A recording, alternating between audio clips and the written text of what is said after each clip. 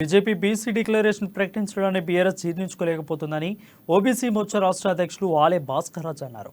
ఎన్నికలు దగ్గర పడుతుండటంతో హడావిడిగా మంత్రివర్గ సమావేశం ఏర్పాటు చేసి బీసీలకు లోన్లు ఇస్తానని ప్రకటించారని, గడిచిన 9 ఏళ్లలో బీసీలకు లోన్లు ఇవ్వాలని కేసీఆర్కు గుర్తులేదా అని ప్రశ్నించారు. నాంపల్లిలోని పార్టీ ఆఫీసులో ఆయన మీడియాతో మాట్లాడుతూ బీసీల ఆత్మగౌరవ భవనాలు ఎప్పటికీ పూర్తి చేస్తారో చెప్పాలన్నారు. కేంద్ర ప్రభుత్వం కులగణనను వ్యతిరేకం కాదన్నారు. 2019, 20 లోన్లు 0, 20, 21 లోన్లు 0, 21, 22 లోన్లు 0, 22, 23 లోన్లు ఇప్పటిదాకా 0. ఇంకా 4 నెలల్లో ఎలక్షన్ రాబోతుంది. మళ్ళా బీసీలు గుర్తొచ్చారు. మళ్ళా బీసీల ఓట్లు కావాలి, మళ్ళా బీసీలను మభ్యపెట్టాలి.